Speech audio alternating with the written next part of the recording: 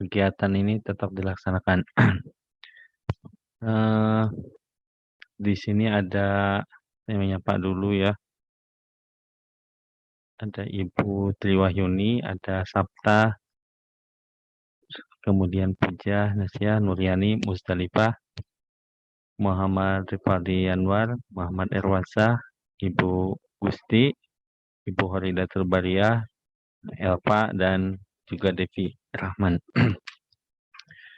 Mohon izin pada hari ini, saya hari Sabtu ya, mengganggu waktu Ibu dan semuanya. Mudah-mudahan bisa berkenan untuk mengikuti kegiatan ini. Tidak terlalu lama, ini paling sekitar 20 menit lah, insya Allah selesai kan gitu ya. Jadi rencananya saya datang dari Fakultas MIPA Universitas Lambung Mangkurat. Ya, kemudian kami memiliki kegiatan yang disebut sebagai PDWA, ya, Program Dosen Wajib Mengabdi.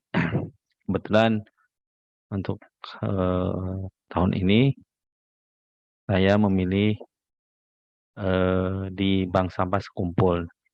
Masing-masing dosen gitu memang memilih tempatnya tersendiri untuk mengembangkan bakat dan minatnya masing-masing. Nah, intinya gitu. Nah, dalam hal ini saya mungkin akan berkutat, nah intinya itu dalam pengelolaan limbah dan sampah. Gitu. Oleh karena itu, saya memilih salah satu judul terkait dengan hal tersebut, yakni bagaimana menguatkan kemampuan operator-operator itu yang berkecimpung ya di bank sampah, karyawannya juga masyarakat yang ada di sana, ya untuk mendukung sistem ketahanan pangan, maksudnya gimana nanti kita bisa mendapatkan nilai tambah, nilai lebih dari bank sampah. Oke, terima kasih. Silakan Bu mendengarkan lewat Ibu lewat HP. Saya bersama dengan Prof. Sunardi. Beliau dari program studi kimia FMIPA Universitas Lambung Mangkurat, sedangkan saya sendiri dari program studi biologi. Mohon maaf lah penyajiannya sederhana ini, belum bisa yang lebih baik gitu. Saya lanjut. Ini kalau kita mengenal Universitas Lambung Mangkurat ya kurang lebih seperti ini ya bentuknya, gedungnya yang ada di Banjarmasin. Kalau yang di Banjarbaru ya paling dekat ya ada Fakultas MIPA, Kehutanan, ada Kedokteran, kemudian ada Pascasarjana. Tapi secara umum Universitas Lambung Mangkurat kantornya ada di Banjarmasin. Nah, langsung saja program dosen wajib mengabdi ini tujuannya menjalin interaksi dengan masyarakat dan lingkungan sekitar. Jangan sampai dosennya terkurung hanya di kampus saja, rumah, kampus, dan lain sebagainya. Ya. Kemudian kegiatan ini bertujuan untuk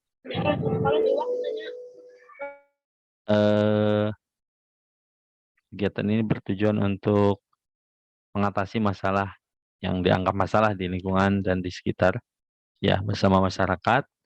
Kemudian bekerja sama dengan instansi pemerintah setempat dan juga bisa sharing ide dan dana kegiatan. Nah, untuk kegiatan ini, ya, saya merencanakan ada 3 kegiatan, ya. Yang pertama pelatihan pengelolaan pengetahuan ketahanan pangan berbasis bank sampah, ya, yang sekarang kegiatannya dilaksanakan melalui grup WA. Kemudian nanti ada juga disediakan channel di Telegram dan juga grup Facebook. Semuanya memiliki tag atau nama PDWA ULM BSS 2022. Nah, PDWA sendiri adalah program dosen wajib mengabdi, ULM-nya Universitas Lambung Mangkurat, BSS-nya adalah Bank Sampah Sekumpul. Tahun pelaksanaannya 2022. Kemudian di sini saya juga nanti akan mohon bimbingan bantuannya dari Dinas Perumahan Rakyat, Permukiman dan Lingkungan Hidup. Di grup WA sudah ada Ibu Yunida. Nah, beliau nanti direncanakan pada bulan Agustus akan diundang sebagai pembicara mungkin.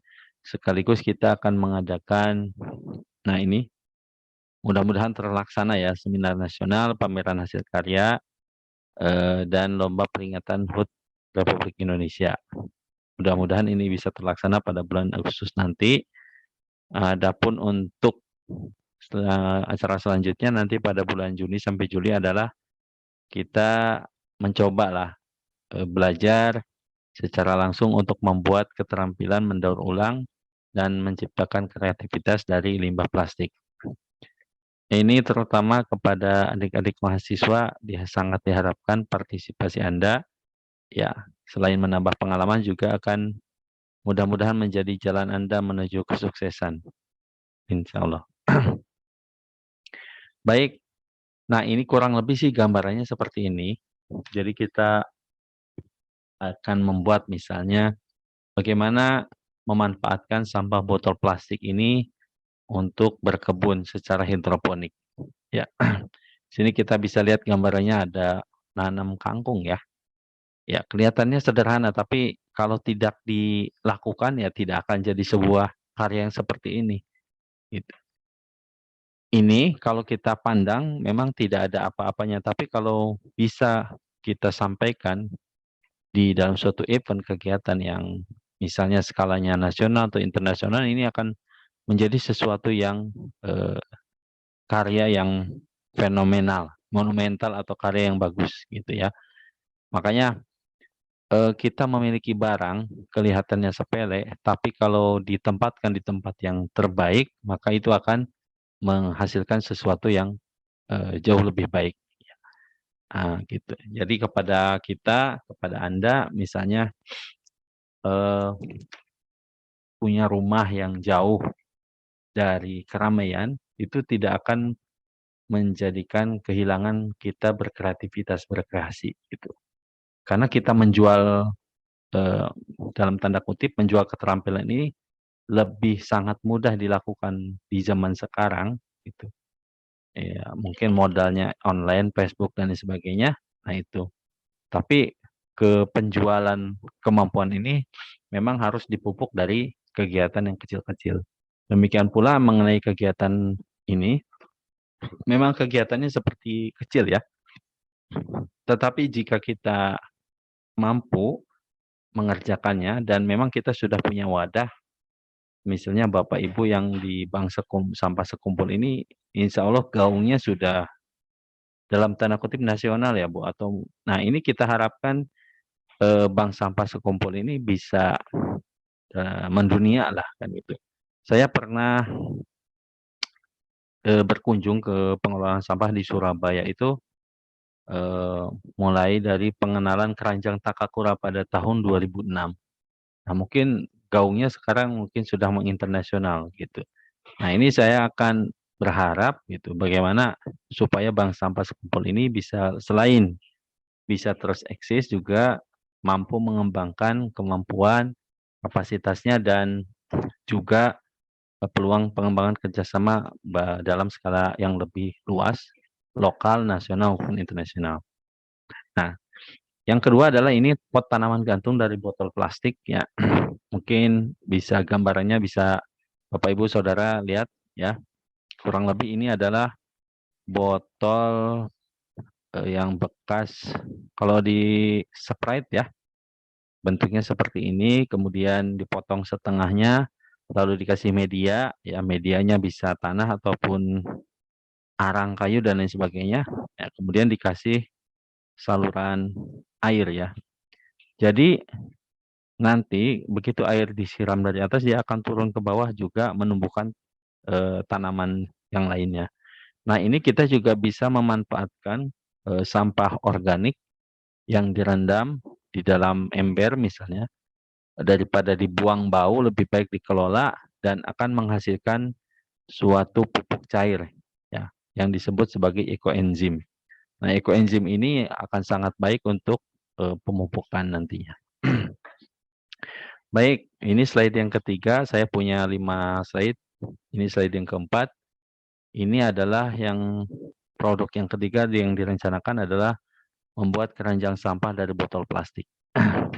Ya, modalnya kita memerlukan botol-botol ya. Botol-botol yang kecil ukuran 600 mili ya, tapi dengan ukuran yang seragam, bentuknya seragam, mungkin dari satu merek, misalnya merek Prof atau merek Mizon atau merek Aqua dan sebagainya.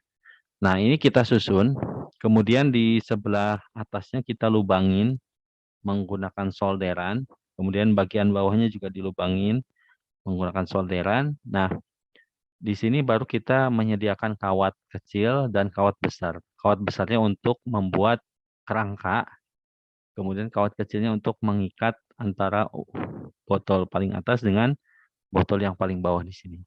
Kemudian kita rangkai, gitu. Kemudian dirangkai satu persatu sehingga membentuk sebuah bangunan kotak atau keranjang sampah dari botol plastik. Untuk selanjutnya mungkin supaya menambah keindahan atau keunikan bisa kita cat atau ditambahi variasi-variasi lainnya. Di sini ditampilkan ada 2 ya, ada yang dari botol bekas spray dan dari botol air minum mineral. Selanjutnya yang keempat adalah filter air dari botol bekas ya. Di sini ada kita memerlukan kalau di sini 8 ya. Ada 8 botol bekas air mineral atau spray mungkin ya. Yang botol pertama isinya adalah pasir pasir atau kerikil, kemudian yang kedua adalah tanah ya. Kemudian yang ketiga adalah arang gitu. Jadi kurang lebih aliran airnya dari atas masuk ke sini, nanti dia akan merembes masuk sampai penuh, nanti masuk ke sini lagi, terus menerus sampai menuju ke tempat pengeluaran yang terakhir. Memang kurang reaksi apa sih namanya? Karena terjadi banyak hambatan, otomatis air ini keluarnya akan lebih lambat gitu. Tetapi jika kita memang memerlukan air yang bersih gitu. Apalagi misalnya kita tinggal di pinggir sungai yang cenderung kotor, tetapi kita menginginkan air yang cukup bersih, maka metode ini bisa kita pakai, ya, membuat botol bekas untuk sebagai filter air. Gitu. Baik, satu lagi, jadi rencananya kegiatan ini akan menghasilkan yang pertama informasi pengetahuan dan kreativitas dari daur ulang limbah plastik. Ya, mohon maaf ini ada kesalahan sampah ya. Kalau sampah itu sudah didefinisikan atau sudah dikaitkan dengan sampah padat ya. Jadi kalau misalnya sampah cair itu bukan sampah tapi limbah gitu. Ya, limbah. Nah, kalau sampah ini pasti bentuknya padat, maksudnya seperti sisa makanan, ya, sisa hasil pertanian dan sebagainya itu disebut sebagai sampah. Nah, yang kedua adalah sistem daur ulang limbah ya, limbah plastik ini berbasis kreativitas ketahanan pangan ya. Maksudnya limbahnya plastik ini digunakan untuk nanam lah gitu ya. Kemudian untuk nyaring air seperti itu. Nanti hubungannya tentu dengan ketahanan pangan. Kemudian yang ketiga adalah model produk kreativitas. Maksudnya kita akan membuat sebuah perencanaan gimana sih itu bank sampah sekumpul ini perannya bisa lebih baik lagi di masa mendatang, bukan cuma menjadi tempat untuk mengumpulkan dan memilah sampah.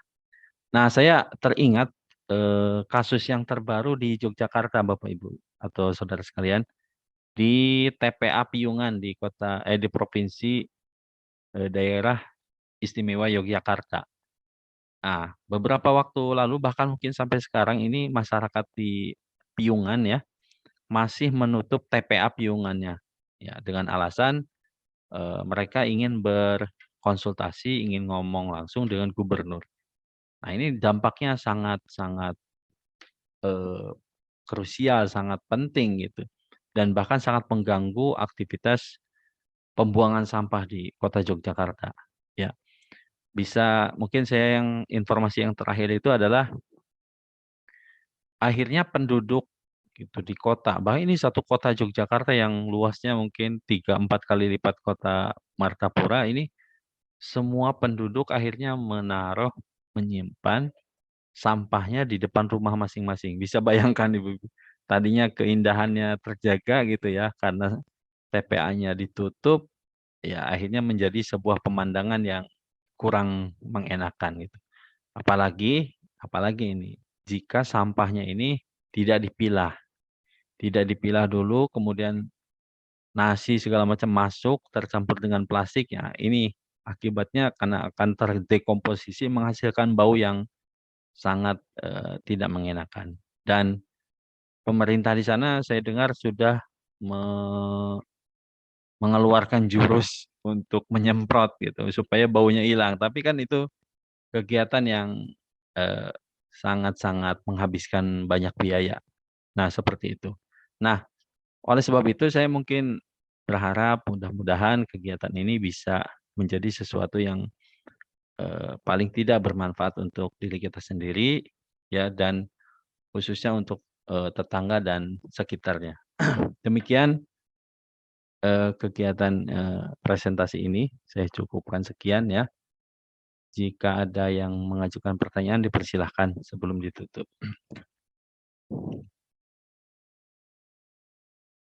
Mohon izin nggih.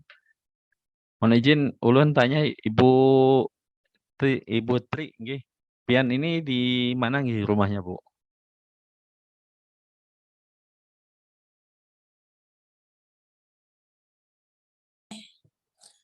Ulun di Sekumpul di Jalan Pendidikan Citra Permata Biru 2. Oh, nggih, Bu. Terima kasih, Bu, atas partisipasinya. Nggih. Tapi sudah lama nggih jadi nasabah di Bank Sekumpul, Bank Sampah Sekumpul. Enggih, Pak, sejak tinggal di Sekumpul. Oh, alhamdulillah berarti penghasilannya udah banyak ya, Bu. Tabungannya udah banyak. Alhamdulillah. Nggih. Ulun ini baru berapa ya? Sebelum puasa masuknya. Tapi dapat sumbangan kardus nih dari bekas jamaah tarawih di masjid. Jadi lumayan tuh sekali berangkut bisa 8 kilo, 10 kilo. Mantap, berarti Bapak lah. Inggih.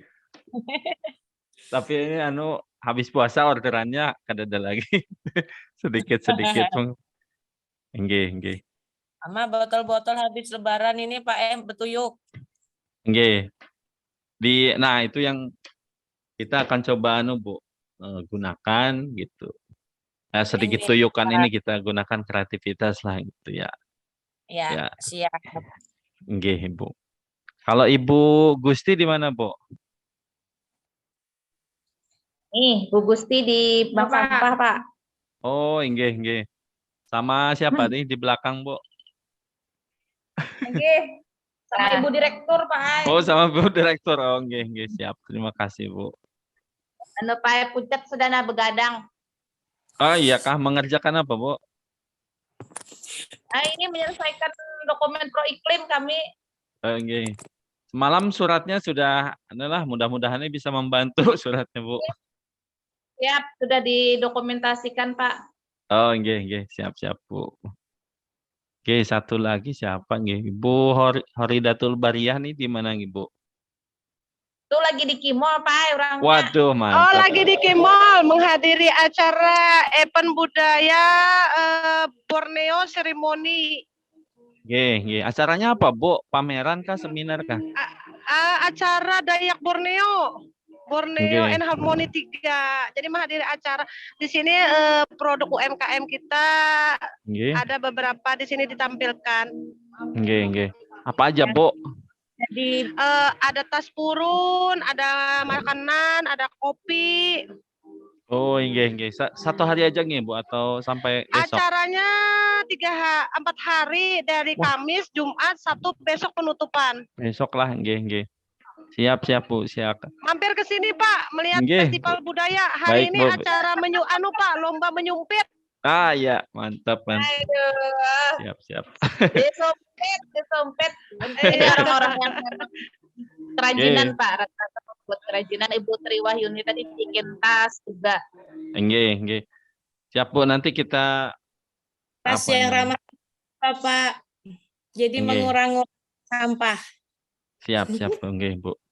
Mungkin gitu aja nggih, Pak, Bapak Ibu, saudara-saudara, saya ulun cukupkan. Terima kasih atas partisipasi dan kehadirannya.